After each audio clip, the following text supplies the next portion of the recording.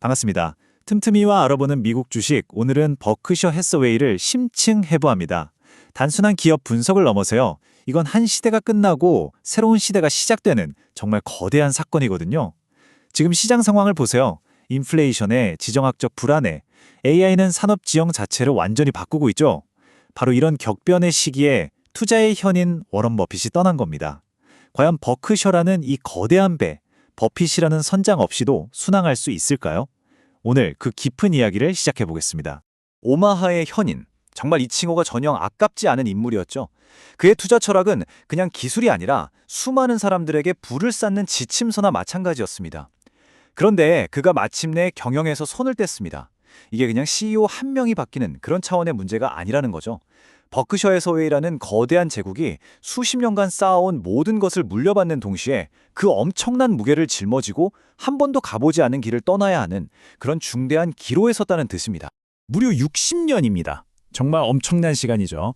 원래 평범한 섬유회사였잖아요. 이게 보험, 철도, 에너지, 온갖 소비재를 다 아우르는 시가총액이 1조 달러가 넘는 거대 기업으로 성장하기까지 이 모든 걸 단 한 사람의 비전이 이끌었습니다. 사실 버핏의 철학은 굉장히 간단했어요. 내가 이해할 수 있고 오랫동안 경쟁해서 이길 수 있는 좋은 회사를 비싸지 않은 가격에 사서 그냥 쭉 가지고 있는 거예요. 지금의 버크셔가 바로 그 결과물입니다. 그러니 그의 은퇴가 그냥 뉴스가 아니라 전 세계 투자자들에게는 거의 지진처럼 느껴지는 겁니다.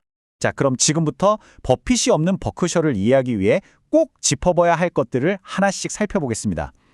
먼저 전설적인 아이콘의 퇴장이 뭘 의미하는지, 그리고 새로운 CEO 그렉 에이블이 물려받은 어마어마한 현금의 정체는 뭔지, 다음으로는 그의 새로운 전략과 포트폴리오의 변화를 들여다볼 거고요. 마지막으로 버크셔의 미래를 두고 엇갈리는 강세론과 약세론의 핵심 근거들을 아주 꼼꼼하게 따져보겠습니다. 네, 2026년 1월 드디어 그렉 에이블이 공식적으로 새로운 CEO가 됐습니다. 이 사람은 원래 버크셔의 에너지 사업을 아주 성공적으로 이끌었고요. 비보험 사업 전체를 책임지면서 오래전부터 버핏의 가장 유력한 후계자로 꼽혔던 인물입니다. 그러니까 뭐 몇 년 동안 차근차근 준비된 승계였죠.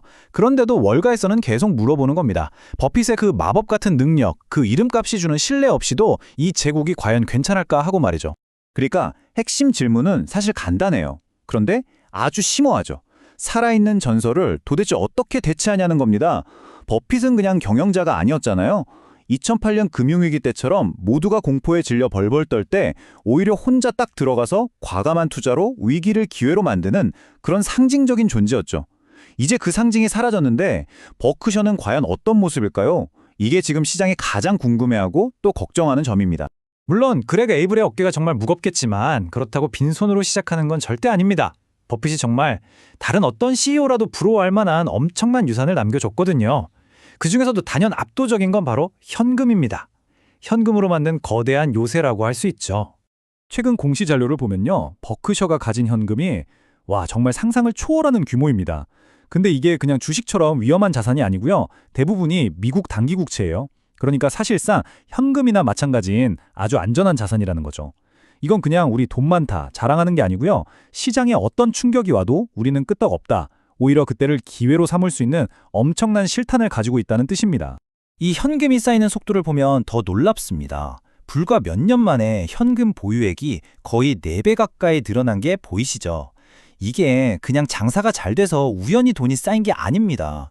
오히려 버핏이 보기에 지금 시장이 너무 비싸서 살 게 없다고 판단한 아주 의도적인 결과물이라는 거죠.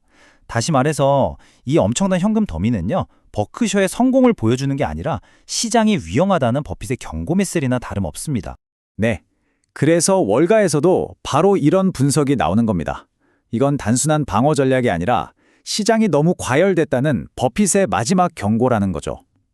다들 AI라는 뜨거운 파티에 가서 정신없이 춤추고 있을 때 그는 혼자 조용히 파티장 밖에서 다음 위기를 대비할 실탄을 쌓고 있었던 셈입니다. 결국 남들이 탐욕을 부릴 때 두려워하라는 자신의 투자 철학을 끝까지 행동으로 보여준 거죠. 자, 그럼 새로운 수장 그렉 에이블은 이 어마어마한 현금을 가지고 앞으로 뭘 할까요? 그 힌트는요.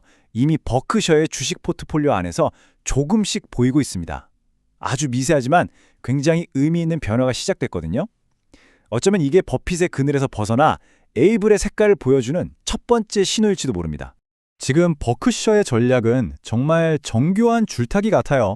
한편으로는 포트폴리오에서 너무 큰 비중을 차지하는 애플 주식을 계속 팔면서 한 종목에 너무 쏠리는 위험을 관리하고 있고요.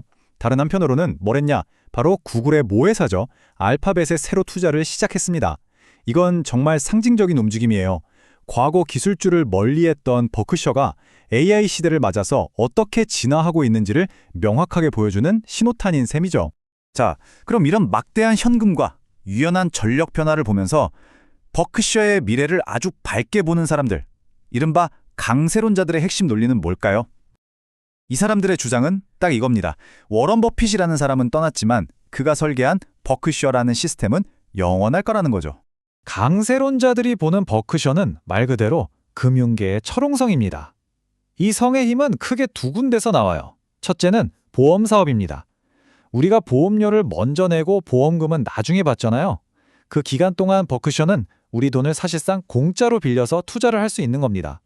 이게 버크셔의 마르지 않는 돈줄, 보험 플로트라는 거고요. 둘째는 철도나 에너지 같은 자회사들입니다. 얘네들은 경기가 좋던 나쁘던 꾸준히 현금을 벌어다 주거든요. 그래서 이 돈들이 쌓여서 뭐가 되느냐? 바로 드라이 파우더가 되는 겁니다.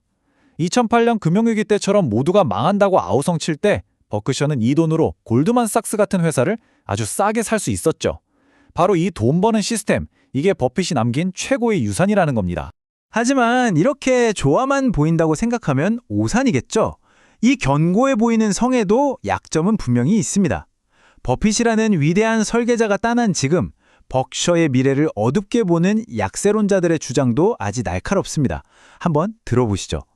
약세론자들이 꼽는 가장 큰 도전 과제는 역설적이게도 버크셔의 엄청난 규모 그 자체입니다.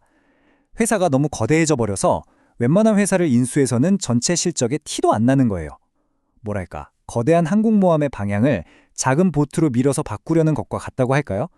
수십조 원짜리 거래를 성사시켜도 버크셔 전체로 보면 큰 변화를 만들기 힘든 거죠. 이른바 거대함의 저주. 이건 사실 버핏조차 마지막 몇 년간 풀지 못했던 숙제였습니다. 그래서 약세론자들이 걱정하는 최악의 시나리오는 바로 퍼펙트 스톰입니다. 먼저, 만약 경기 침체가 오면 어떻게 될까요? 버크셔는 철도, 제조업처럼 실물 경제랑 아주 밀접하니까 당연히 타격을 받겠죠. 동시에 AI 기술주들은 막 날아가는데 버크셔는 여전히 보수적인 태도 때문에 시장 수익률을 못 따라가는 상황이 올 수 있습니다. 여기에 엎친 데 덮친 격으로 기후변화 때문에 미국 서부에 산불이 크게 나서 에너지 자회사가 천문학적인 소송에 휘말린다면 그야말로 사방에서 역풍을 맞는 최악의 상황이 올 수도 있다는 게 이들의 경고입니다. 결국 버크셔 해서웨이는 역사적인 변곡점, 갈림길에 서 있습니다. 버핏은 버크셔를 100년은 버틸 수 있는 기업으로 만들었다고 했지만 세상이 너무 많이 바뀌었죠. 그가 활동하던 시대와는 전혀 다른 AI와 파괴적 혁신이 모든 걸 바꾸는 세상에 왔습니다. 기초는 누구도 부정할 수 없을 만큼 견고하지만 앞으로의 항해는 전적으로 새로운 선장의 손에 달려 있습니다. 오늘 살펴본 심층 리포트가 투자의 기준을 잡는 데 도움이 되셨길 바랍니다. 더 날카로운 토론은 오디오 팟캐스트 본편에서 이어집니다. 궁금한 기업은 댓글로 남겨주세요.